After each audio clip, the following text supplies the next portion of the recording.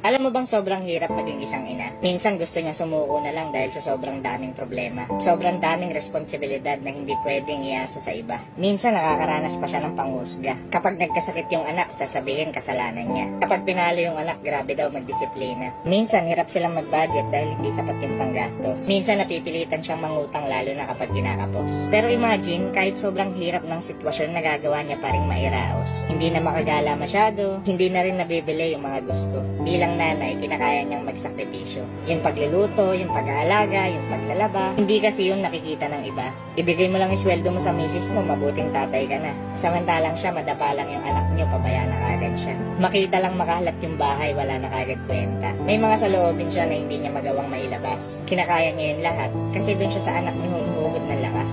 Isang tingin lang sa anak niyo, nakakalimutan niya lahat ng problema. Nakakapagod maging isang ina. Pero kahit suko na siya, hindi siya pwedeng magpahinga.